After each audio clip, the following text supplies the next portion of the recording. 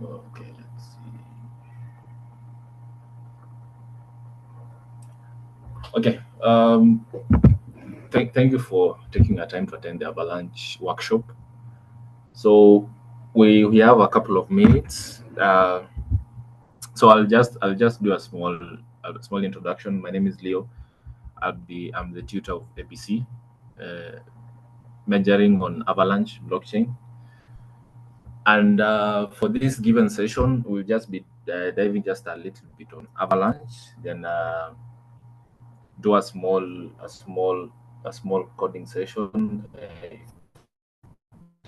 And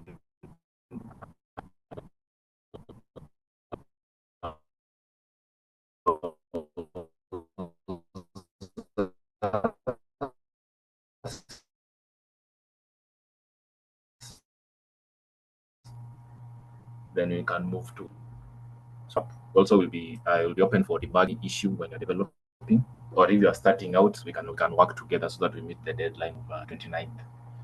With that being said, I'll I'll try to ask: do we have newbies?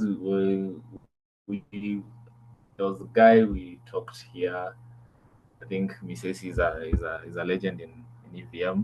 Do we have other newbies, other skilled guys?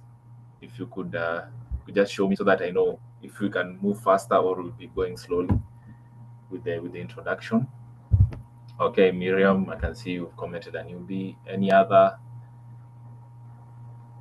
Okay, let's just do a small poll. If you're a newbie, you can just comment one. If you are a legend, you can comment two.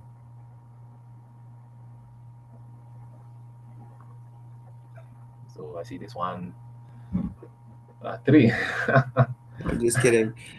There should be Okay. something between legend and Oh yeah, legend and expert. You can add the numbers. You can sum them up. I think everyone's a Okay. newbie. I'm also a newbie actually. I don't think I'll follow fully, but we're all noobs Okay. Every day is a day to learn something new. Okay. except You can cash see speed. Okay. we have a cocktail of people. So we'll just move all through. We'll just move through them all. So for the newbies, I'll try to be as detailed as possible, but at least keeping time. So for Avalanche, will be as all you know, Avalanche is a layer. It, it's a combination. Sometimes there's a layer one, that there's a platform, ideally running on three ecosystems. So there's the on three chains ideally. So we have the P chain, we have the X chain, and also we have the P chain, X chain, and the C chain. So ideally, Avalanche is divided to allow scalability. So you've seen it is distributed between three chains. So for each of them, there's a there's a meaning. So P chain is for the platform, X chain is for the exchanges, and C chain is majorly for contracts. So all if you are building on Avalanche, what we'll be doing is ideally pushing your code to the C chain, the contract chain. Then if you've implemented transactions of, let's say you want to do let's say Bitcoin to Avalanche, all that will be implemented on the exchange, on the exchange, and the platform is majorly what runs Avalanche in simple terms. So this will just be a brief. So for the newbies, I saw Miriam in the previous chat. Hopefully, you have some introduction to blockchain. I want to go as fast as possible. So I saw you built on ICP. So hopefully, for the others, you built on something of research as you got into the hackathon. So what is blockchain? So ideally, think of blockchain as a public book that everybody has access to it, and it can be used to record any item. So let's say data can be recorded there, transactions can be done there. So it's a whole. cocktail of stuff. So ideally, decentralized means actually you have access to it. So let's say currently nobody has control over it, so everybody has access to it. So you can call shots on what needs to happen on that item. So since everybody has access to it, that's why we have the transparency. So meaning everybody can see what is happening on the chain. So and also with everybody having it, and ideally it's a write only. So it's a write only, and ideally it's write and read. But once written, there's no there's no rewriting it. So, but if you try to rewrite, that will be recorded as a transaction. So, meaning there's the original data that you are trying to overwrite also in the chain, and also there's the new data. So, if you try to alter or something, that's recorded. So, there's the previous data is not destroyed; it is there and publicly seen. But your transaction of trying to mute it, it is also recorded, and that gives security part of it. So ideally, so how does it work? So it blockchain ideally is reduced to three items. So we have the blocks. Ideally, it contains the data that you do during a transaction. So if let's say if anyone has ever tried to work with Binance or tried to send money between wallets. So once you click confirm or accept the transaction, what is done, if you've ever seen the receipt, the transaction receipt, it has that transaction is added to a given block. So and that block is shared among people. So it's ideally you are put into a line. Now those blocks are registered inside the chain. So those blocks are organized in a sequential manner to create a chain. And now for those blocks and the chains to ideally communicate, that's where we come to consensus. So consensus is just a way for the nodes or for the blocks or for the chains to communicate, any element in the blockchain to communicate. And for Avalanche, we have multiple consensus mechanisms that we'll be talking about in a few minutes. So why is blockchain important? So ideally, we have different use cases for improved security, for transparency. Ideally, those are the use cases, and to eliminate intermediaries. So ideally, you don't have a third party operating on you, so it's just peer to peer. Ideally, giving you the seamless transactions. So what are some of the uses? So you've already heard of Bitcoin and Ethereum, and you've heard of smart contracts that you've had. You can see the supply tracking. So ideally, if you create something about transparency, that's where supply chain comes in, and also voting systems, because once a wallet is recorded that they have done this or they have voted for this, ideally you cannot change the vote. So if you try to change the vote, ideally it's recorded as a transaction, but the original is there. So you can only pick the originals and continue with your records, and ideally you can have now secure and tamper-proof election. So the one thing, even though we have these real-world applications, we'll be talking about, there are some cases where you cannot use blockchain because it's limited in some way, or the type of resources that you'll be using will be kind of hard.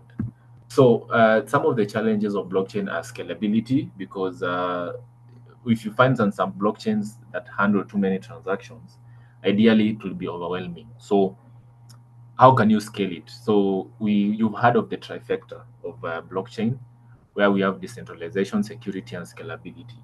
So the only way you can only achieve two, and you have to put the third one as a, let's say, you have to put it as a, you have to let go of one item. So for some cases, people choose decentralization and security over scalability, because the whole idea of blockchain is decentralization. That's the first thing, and security. So scalability faces the short straw and it's being disregarded. So that becomes the bigger challenge of blockchain. And also we have interoperability where, let's say we have Avalanche and we have multiple chains right now. And if since Avalanche is built on EVM, we have multiple EVMs, chains that are running on EVM. So, and all of them have different ways of the way they handle their business.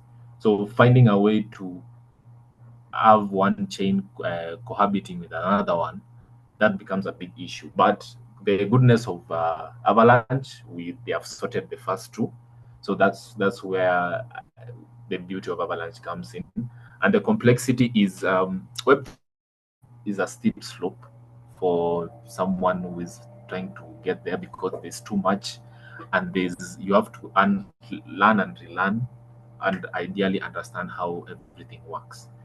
But with the way technology is, we hope that people will be understanding everything as time goes by. So ideally, we've talked about the transactions. So ideally, we've talked about how the ledger is. The ledger is ideally immutable, and it's append only. So every new transaction is added, even a rewrite is added as a transaction. So everything is intact, even if there's new transactions. So how does the blockchain work? So ideally, you've seen how wallets look. So you've heard of wallets. Wallets are just your identifier on the blockchain. So ideally, on the blockchain, you are identified by just a combination of characters, and those characters come from something called private keys and public keys. Now, for you to transact on the blockchain, you need to do something called signature signing, ideally signing that transaction so that they know where is this transaction coming from and where is it going to.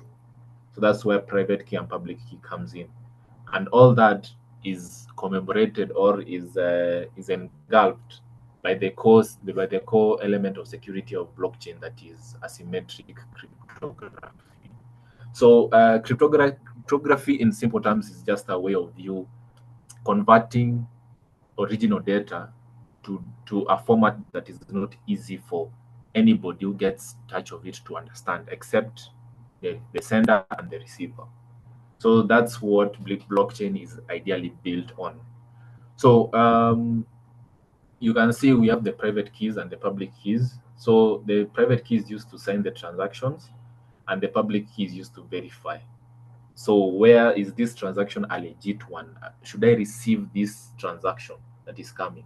So ideally, that's just to identify that and tell you if this transaction is legit or not. So other than that, this is just a scheme of how things work. So we have the message that is signed with the private key, and ideally the signing has to have the message and the secret key, and also that creates a signature. Then for verification, when you ideally you've seen when you're transacting on browser wallets, when either maybe you are deploying a contract on Remix.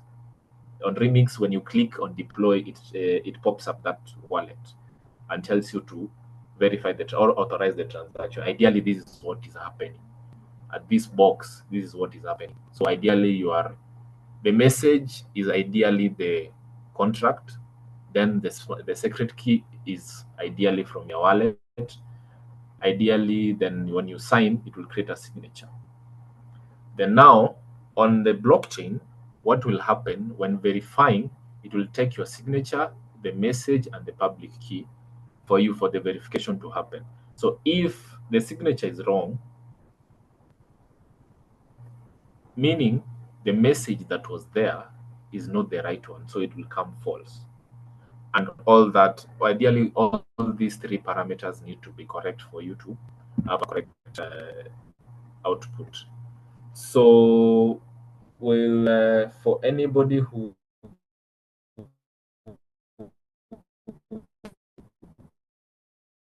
is new, we'll try to demo on how the signature. Hopefully, we'll have time to complete it.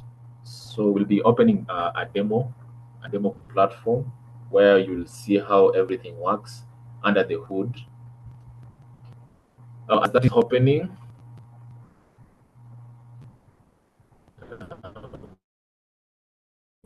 we have a Linux instance open also. So as that is opening,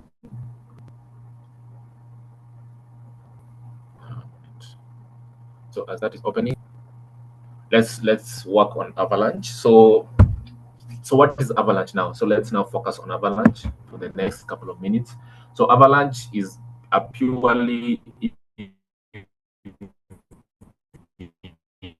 enabled platform running on blockchain,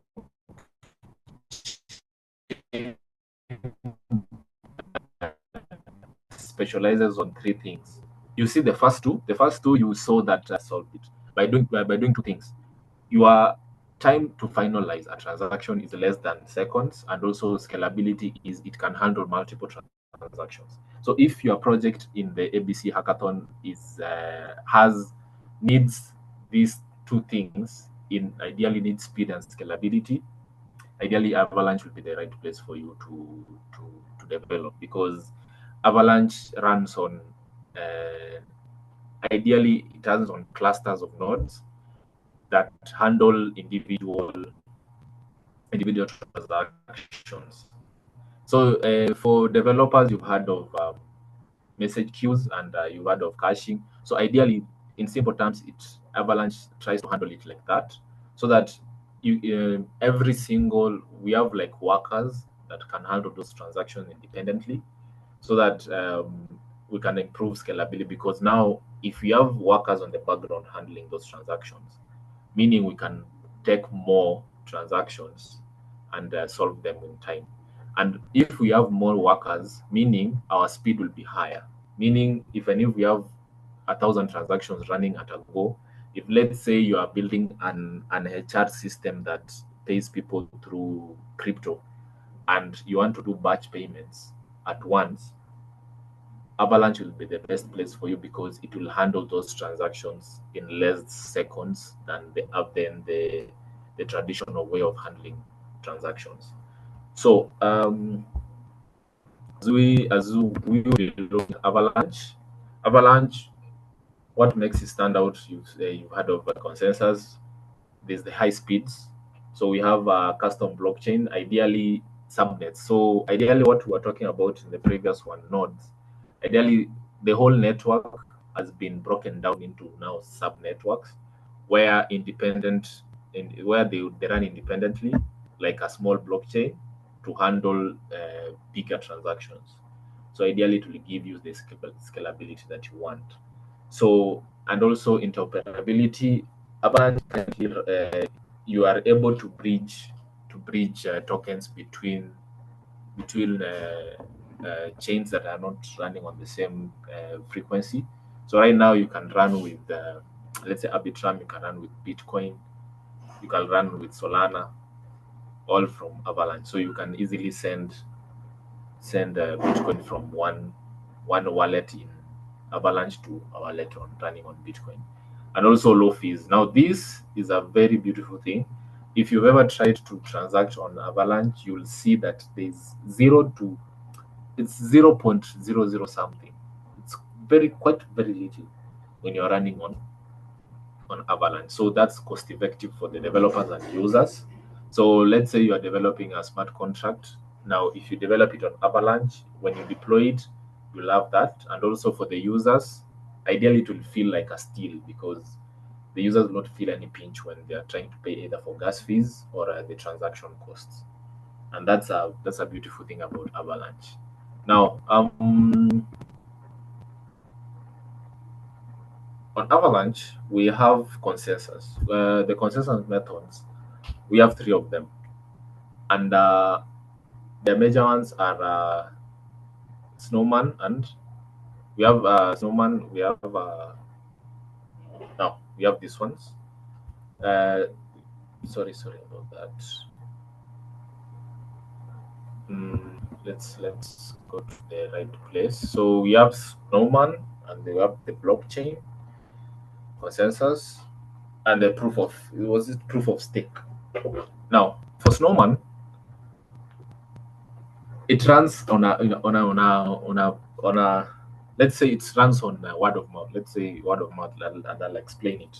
So for this case is, let's say you are trying to send your friend, let's say 50, let's say 2 AVAX, and now how will it handle to verify that, one, you have enough AVAX in your wallet, and two, the wallets are valid and the transaction is not blacklisted. Now it's this way. So this, we have subsets or subnets. So for that, the whole network will select a random number of nodes to verify that given transaction. For this case, we'll call it, let's say, for this case, we'll call it N. Then for the sample nodes that have been collected, let's call them Q. Now, then we have a quorum size. The quorum size could be depending on what the transaction is doing. So let's say it is sending maybe a transaction to a different network. So we'll now reduce those nodes to now nodes that can handle interchain connection. So that will create the quorum. Now the decision threshold is the least amount number of nodes that need to agree for the transaction to go. Let's say we have 5 nodes that need to come up with a decision. The quorum might be 4. Then the decision threshold, out of the 4, let's say 3 nodes need to agree that this transaction needs to go. So ideally it would be checking on the amount, the wallets, if they are valid, and also if it's timely. So that's ideally how it works. So if out of the quorum size, let's say the decision threshold is not met, again the process still has to go on ideally, and the participants ideally will be selected again, and ideally through that the process will still go on. Now they have a limit. We have a limit. There's usually a limit, let's say 4 to 3 times. If the decision is not reached, ideally the transaction is broken. Ideally it's noted that it's not the valid one. So other than that, these are the major still points for Avalanche when you're trying to build. So if you are trying to build something that requires payments faster to finality, ideally there will be multiple transactions going on, and you need them to happen fast. Avalanche is your place to go because it handles more throughput and time to finality. So you can have multiple transactions running to finality within a couple of seconds. So Avalanche is a multi-chain architecture. Ideally, as I mentioned, it can handle most chains, other chains ideally, and ideally I mentioned it runs on it has layer ones that have unique rules, and also it has the validators, ideally checking if the transactions are valid, are correct. And also we have the subnet the model that has its own L1. So ideally you have clusters that are called subnets that have their own layer 1. So they handle all the transactions under layer 1. So other than that, we have multiple ways of interacting with Avalanche. So we have 2 ways. We have Quick the core question. wallet. Oh, sorry, Rodwell. Yes. Just wondering, after this section, would it be possible for us to kind of just set up a bit of a coding environment and like try something more hands-on? Oh yes.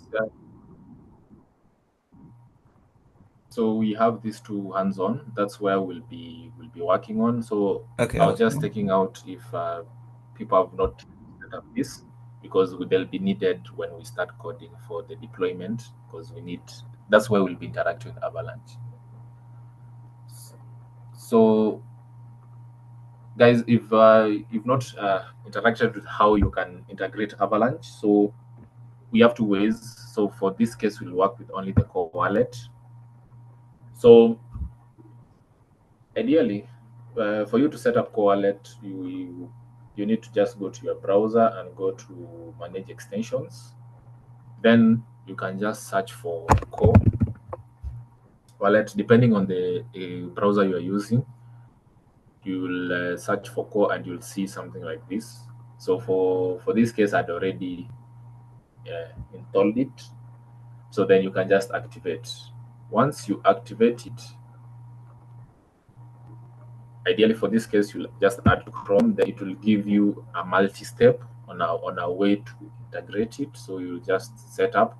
Now we have two ways. You can either continue with Google or manually create your wallet. Now for the developers, it is important for you to know if you continue with Google. For this case, if you continue with Google, you'll not have access to your private keys. So let's say you wanted to implement, you want to use your wallet for development purposes, you'll not have access to your private key.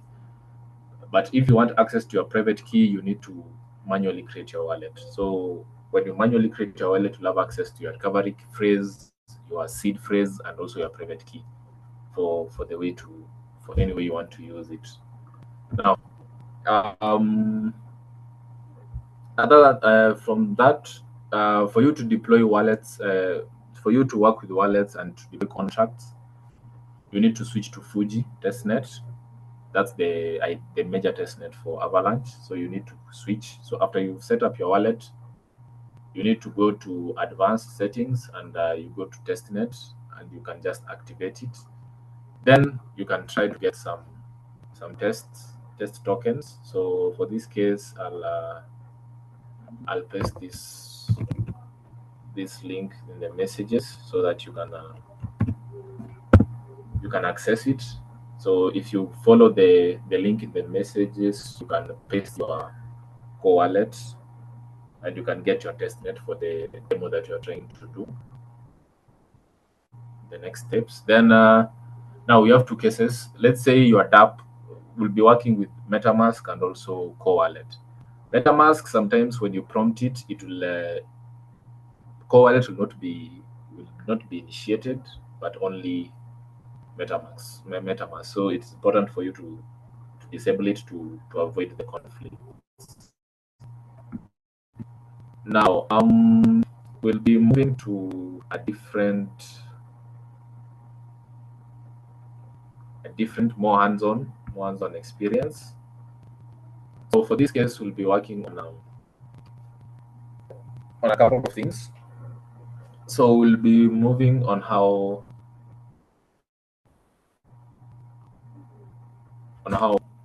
tokens smart contracts are.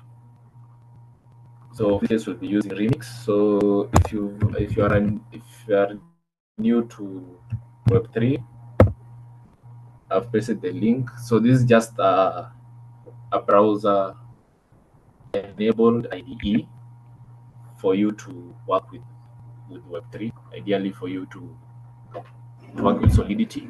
So EVMs run on Solidity. Solidity is a language ideally made for Web3. So that's our different case introduction. So if I'd appreciate if you could search and go and have a look at it, because that's what we'll be working on. So we have this link.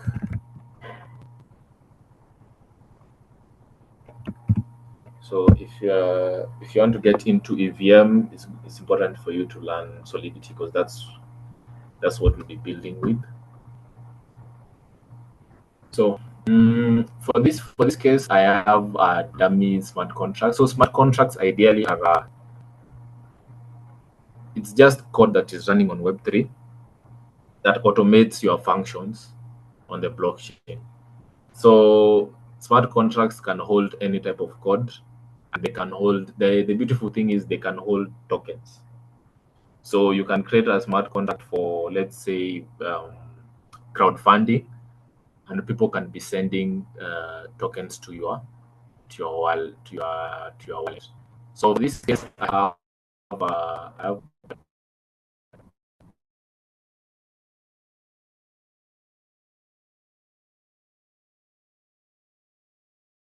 add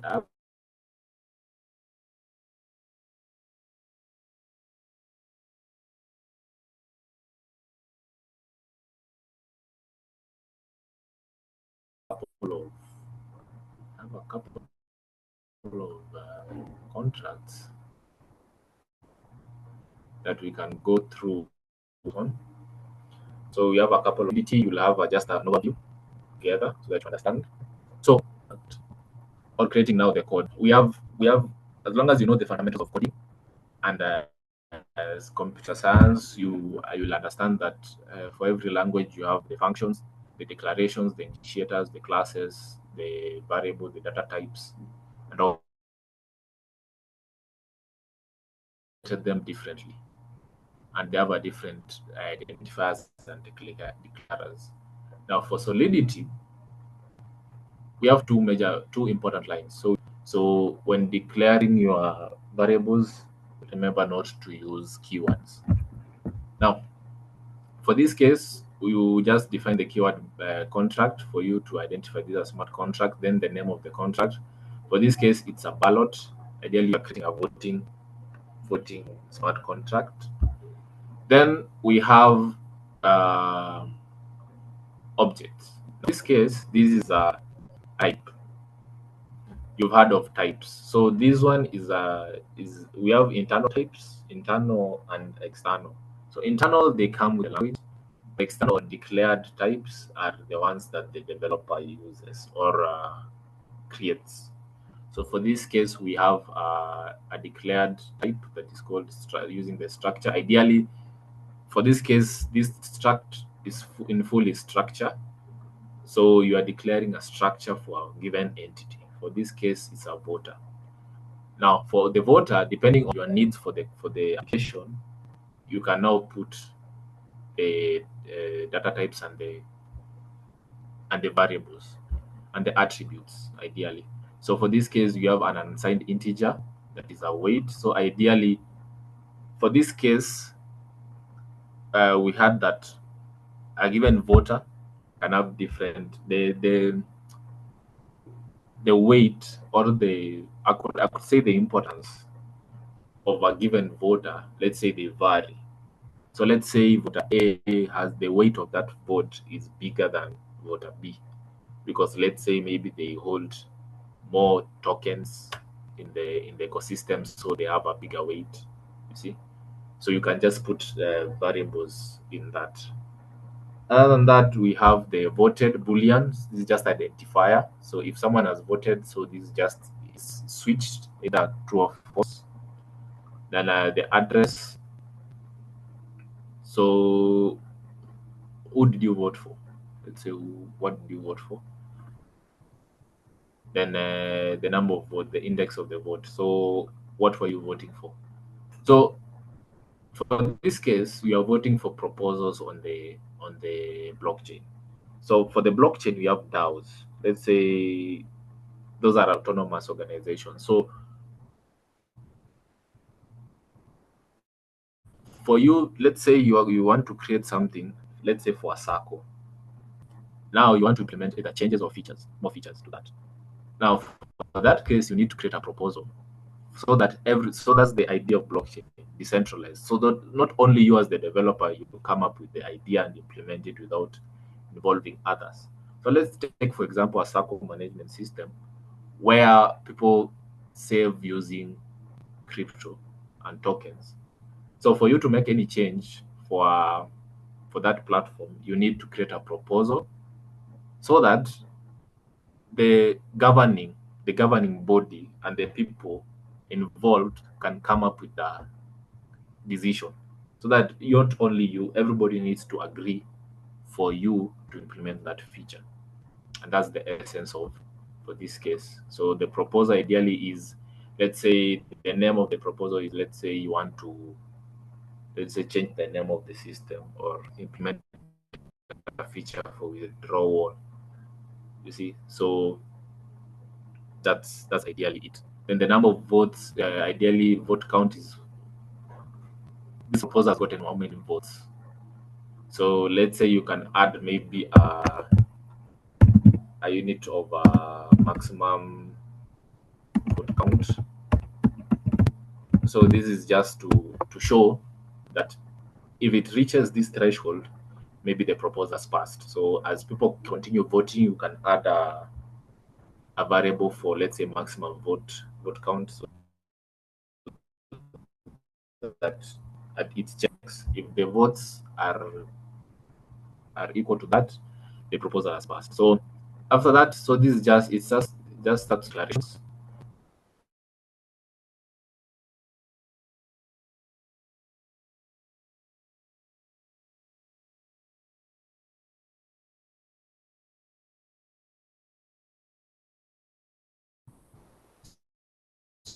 So we've,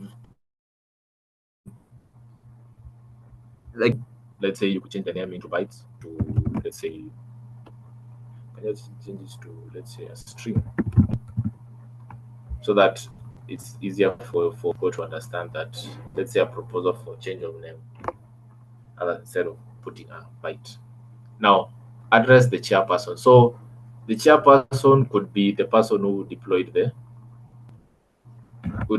the smart contract. Ideally, the owner of the smart contract. That's why it's addressed here, and it can be read by anyone. That's why it's public. So it can be accessed by anyone and called by anyone. So for this case, we have mappings. Mappings is what we use to, ideally, you've heard of hash maps in data structures. So mappings just ideally happens the same way.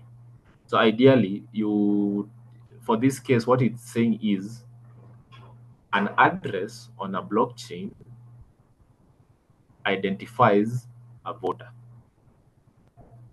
That's ideally it. But now in layman's language is it stores the voter as a given address. So for every voter that is created using this structure, it will be plugged in.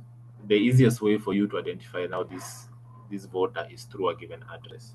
So it's mapping a given address to a given voter, and all those mappings are made public, and they have an initiator name that's called votes. Now, other than that, we have a dynamic array for storing the proposals. So ideally, you have to store them in a given way. So we have a public array by declaring this way. Then it's publicly owned, and we have a variable name. Now, in Solidity, for any given function, we have something called gas fees. And when you operate on there are given data types, when you operate on them, they have huge gas fees, and some of them have low gas fees. Now, for that case, you need to be careful when choosing how to store your data on Solidity, because if you store it as an array and you try to operate on it, you'll be using gas fees. You'll be using too much gas fees, and that will make your operations expensive. And we shouldn't be doing that. You should be making your transactions to be easy out. So that was the case. Sometimes blockchain cannot be used in every single case, because sometimes you'll be storing too much data or operating on too much data that will be increasing gas fees. And for that, it is advisable you you strictly understand how and where and the importance of blockchain for your solution. Because sometimes, let's say, for example, you are creating a medical solution or a real-time tracking. Sometimes you see with blockchain, you need to go through the consensus, then the nodes need to agree. You see all that. So with that, time will be wasted at some point. So that industry will not benefit exactly through blockchain. So you need to maybe find a different way that industry can fit in. So other than that, as we continue, we have a constructor. So a constructor is just a way for you to initialize the contract. So for this case, we can just change this string, and these ones are stored in memory. Ideally, they are stored within the smart contract. Then what this code is doing is message or sender. Now, in Solidity and in blockchain, let's say you want to deploy something, you want to deploy this smart contract. Now, each when let's say you have a dApp and you click on a button, let's say a button on let's say buy. Now that given action is registered as a message.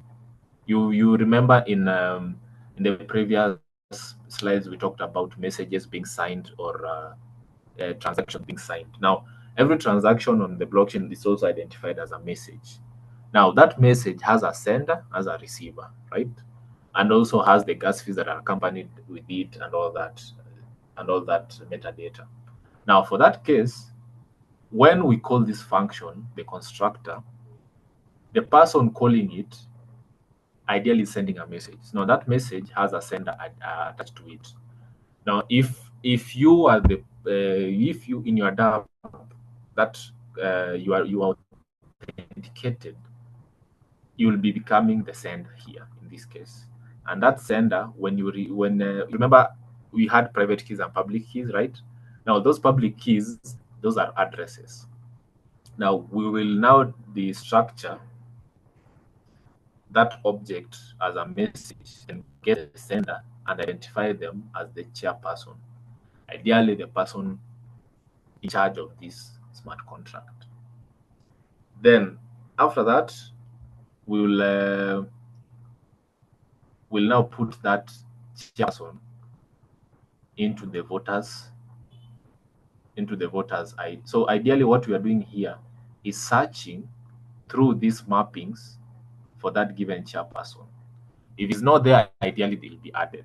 That's this whole idea what it does. Then it will move into this structures because all these voters have the same structure. Then set their weight to 1, ideally giving their vote a weight of 1. Now, depending on the number of proposals you've created, we loop through them, then we add them to the proposals array. That's ideally what it's being done here. Now we saw an error here because I think we changed something. We changed the feature from bytes to string.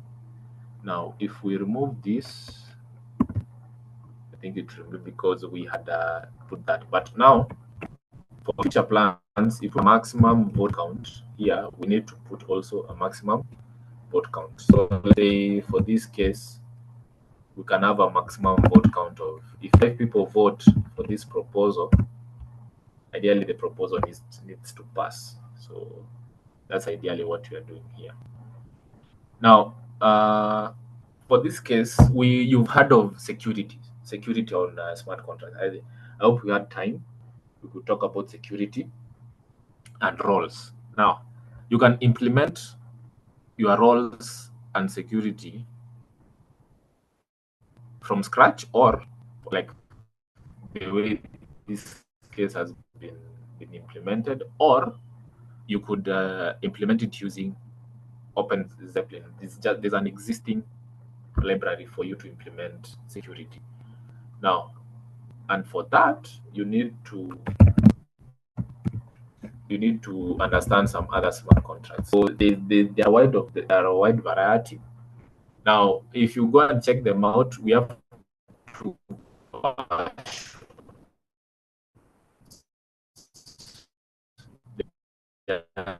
versions. There's the latest version and the previous one. I don't remember the version numbers.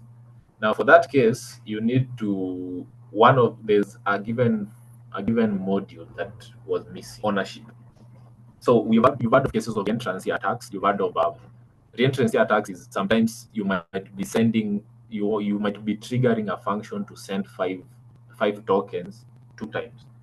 So ideally, that's a reentrance. So you need to protect that, and protecting it using the manual way, sometimes it has been proven to be kind of hectic. So when you have the time, you could implement it. So I've pasted the link in the bar in the chat so that you can go through it. So that can be an add-on to when you are deploying your smart contracts. So other than that, I think the smart contract is almost ending. So just an overview. I think I'll share this code for anyone who will would want it.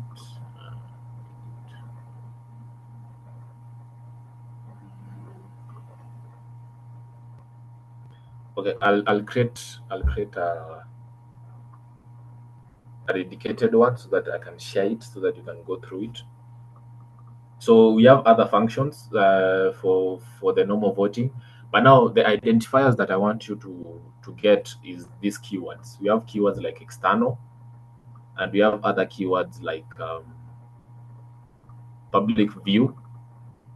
We have another keyword called payable. Now, all of them handle different ways. Now, external means it can be executed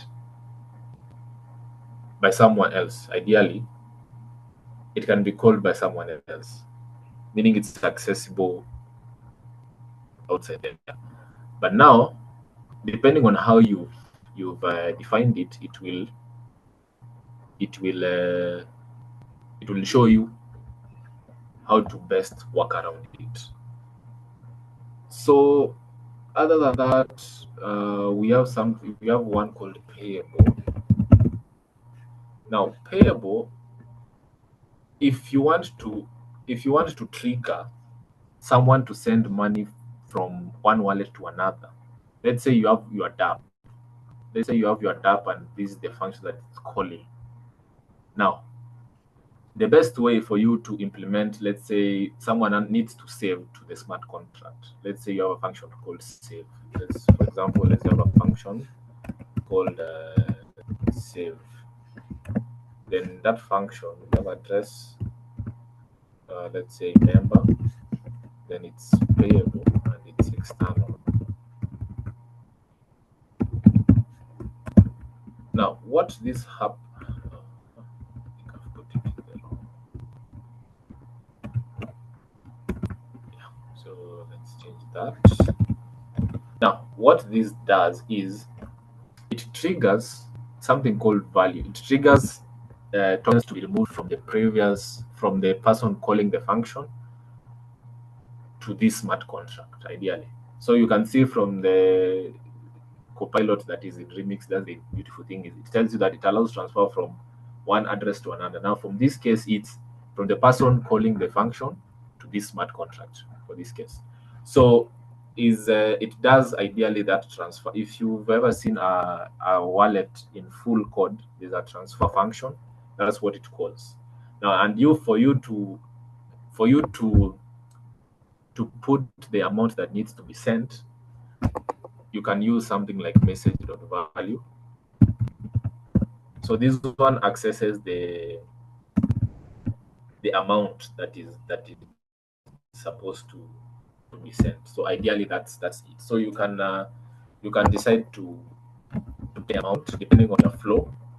You can decide to put any amount that needs to be sent. So this is the amount that will be triggered from the wallet. So ideally, that's what payable does. So if you want to implement transactions with actually token transfer, this is what you need to add as a keyword in your function.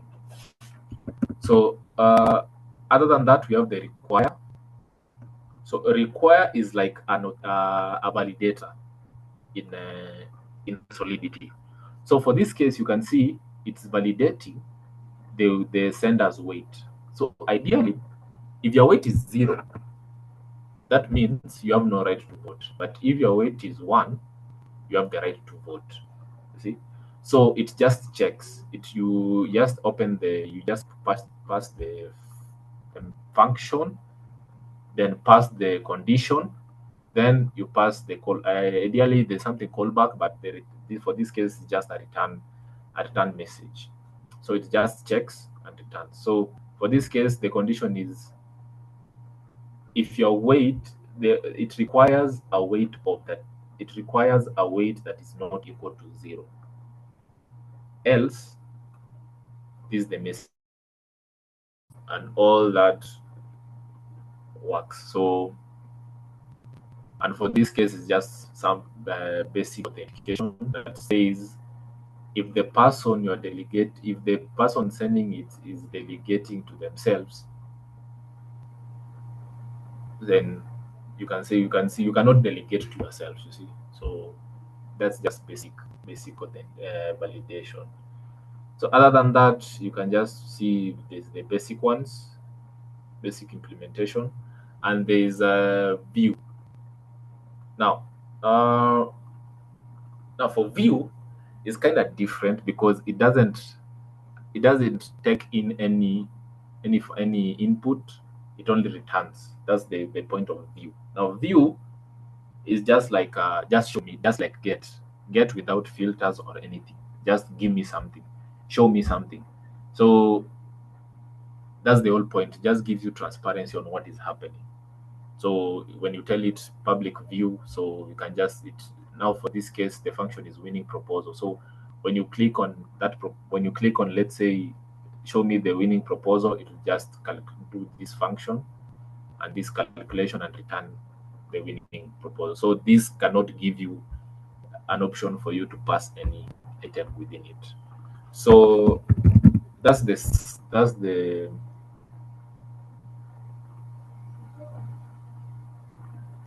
so that's just a sample overview of a smart contract and what it does, and the keywords and what they mean.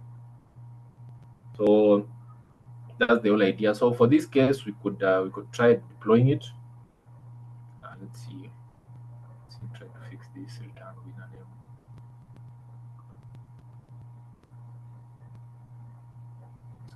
String.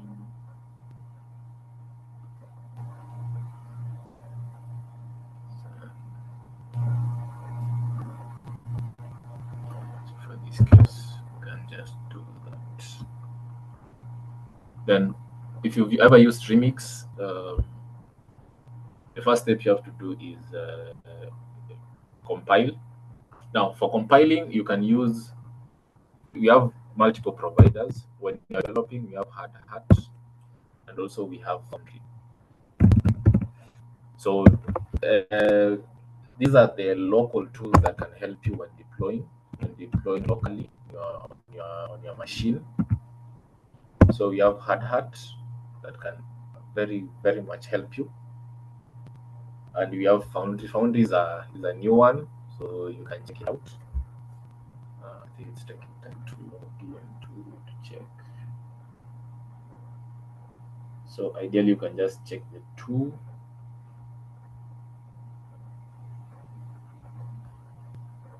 Foundry, and you can check one that's called Foundry. I think the link is taking too long. You can just check one that's called Foundry. It will help you out. So for this case, first you'll have to compile it. So after compiling, there are two things that will come up. We have an ABI, and also we have the bytecode. Bytecode is just it's a byte representation of your code. An easier machine understandable. If I'm to say if I'm to narrow it down. Then we have an ABI. ABI, it's a binary interface. It's a application binary interface that contains the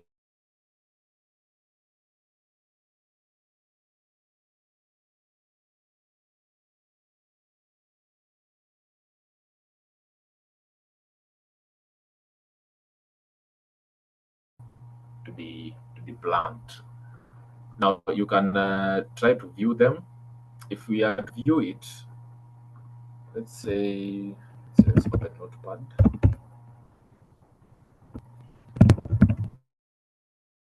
At the right, it will come out here like a type of string. You see, it will come something like this, an output of string. Yeah. So after we compile, now we're deploying. The environment, you need to change it. So it will be using co-wallet, you need to change, because for Remix, you will deploy it locally. You see, we have virtual machines that are running on Remix, and we have others, we have other providers. So for this case, we have the injected providers, we have MetaMask and co-wallet. Now, if you followed the previous method, you would have already set up your co-wallet, and it will give you this once you change. So this is just my co-wallet that is this way. Then now we can decide to deploy. Now for deploying, we can add sample proposals. So for this case, let's add 2 proposals. Let's take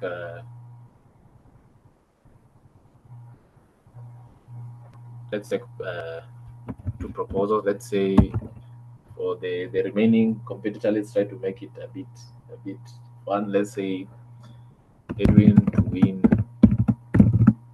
a Avalanche hackathon.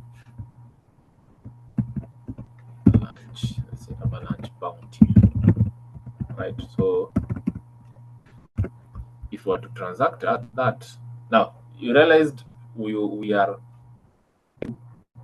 trying to call this is the first function that we are calling, and it's called what is it? The constructor. This is what we are trying to call. This is the first part. This is the first thing that we are trying to call. Remember, you are just passing the proposal. You can see the gas fees. See, the gas fees are 904,000. Now that's just in a way, but if you convert it to ETH, I think you'll get a different number. So you can now choose. Now we talked about Avalanche being cheap for developers, and it's true. You can see the gas fees that you're paying are close to none. And now for Avalanche, we have different speeds. We have the slow speed, the normal, the fast, and the custom speed.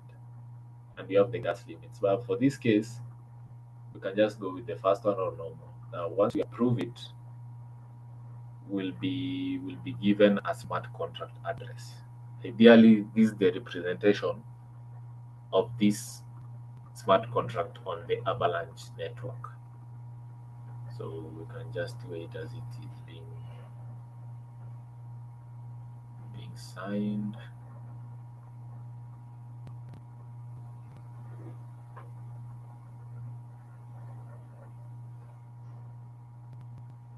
It's taking time.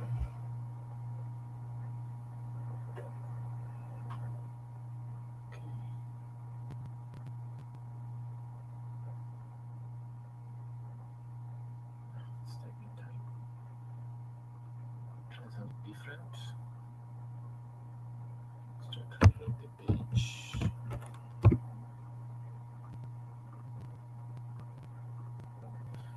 Try to reload the page and see what's happening.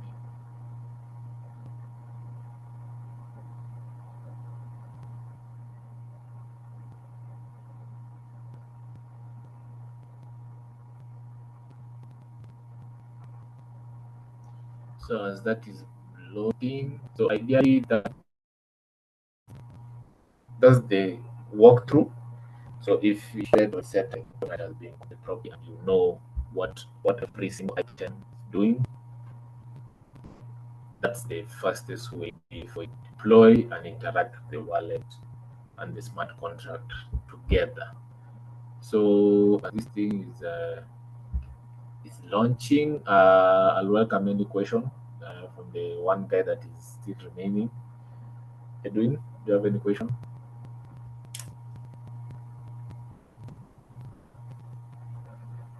No questions, Rodwell. But thank you. Okay. No problem. So Yeah, awesome. I guess it's just the 3 of us right now. But we have a good recording now, at least. And I can upload it right after. Okay. So I think we can just compile it because it was already okay. Then if you feel you need some more input, you can run the analysis using this. Now you can combine them for for proper insights. So after that, you can just do that. You can just add our inputs between the bounty, and you can try to transact that. I've deployed it in the local. Sorry about that. It's good. We have it in the local. You can see it's working, but we can try that with the co-wallet now. Okay, but let's try again on the co-wallet.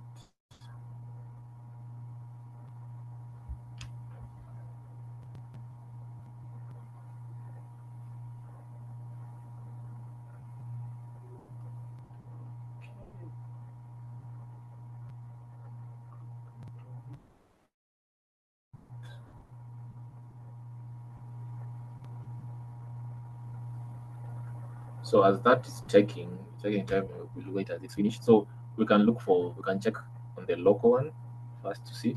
So once you deploy, this is the receipt that you'll get.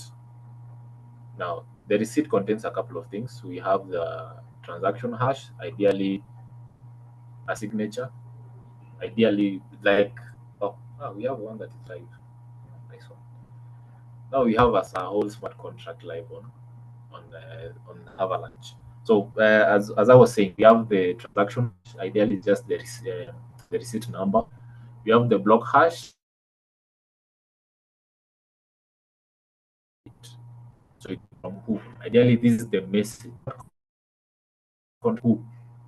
Then two ideally is to the smart contract. Then the gas fees that we are paying. Then the inputs are ideally the API. The decoded input is the constructor. We have a constructor that is here.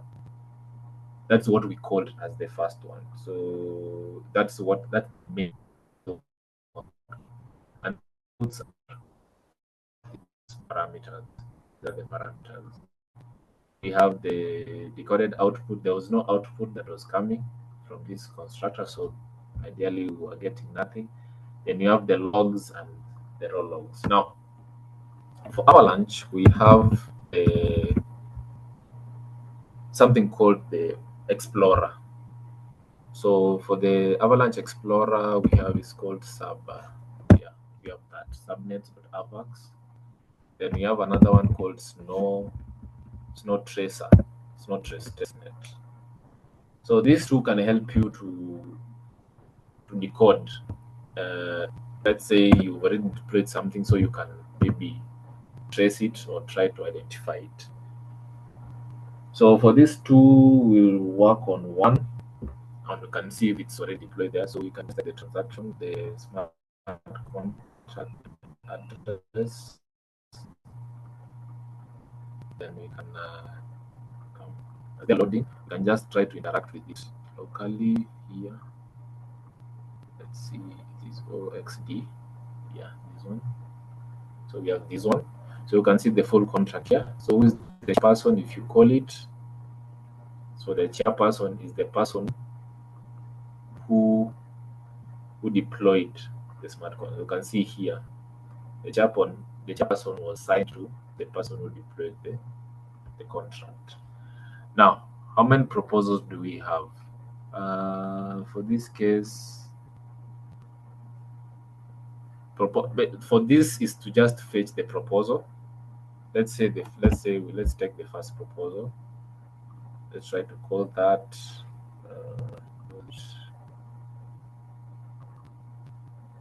public proposal. Let's see. I think we'll get back to that. I think you understand what. Oh, we got something. Yeah. So let's try to first check the on live testnet, because so I deployed it and I can try to trace it.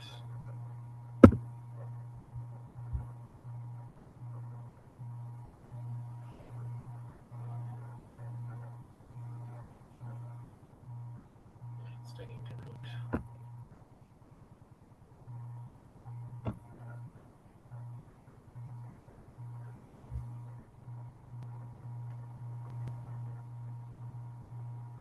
It's taking too much time. So as they are loading, so you can try to play around with the functions. So you can try to either maybe let's say vote. So for voting, for this case, say the name and also the. So for this case, for you to vote, I think the function that was being called, you just pass the proposal number. So it checks the proposal number, then it adds the count. Now, if you are to try, let's say proposal, let's say 1, and we try to transact issues with estimated gas. Now, this was the function. This was the issue. Sometimes you will get the error because of gas fees, and the issue is infinity gas. Now, if you implement so many functions or so many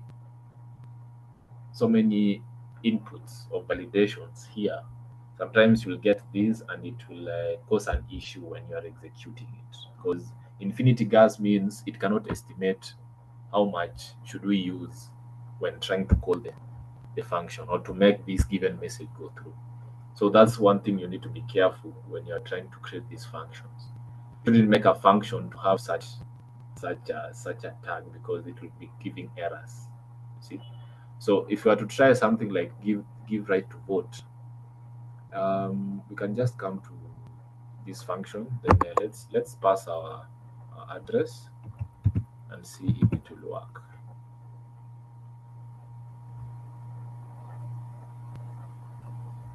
No. For this case, as it is transacting, waiting for it to finish. For that case, I think it will go through, or it will say the person has already the rights to vote. Because if you see the message is equals to the chairperson, I think it will pass. Then if we come, I think it will go here.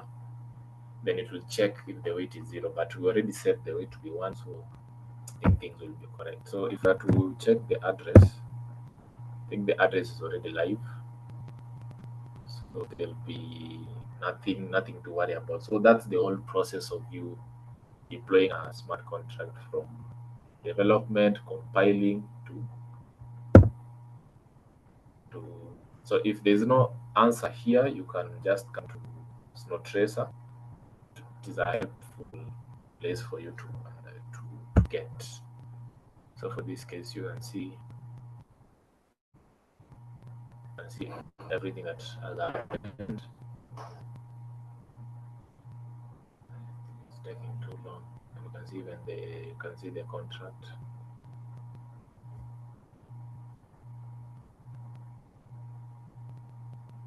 So ideally, that's the whole process for you to move and create your own smart contract. Other than that, I think I'll leave it there. There are no options. I think that will be it for me, and I'll be welcoming any questions. Thank you.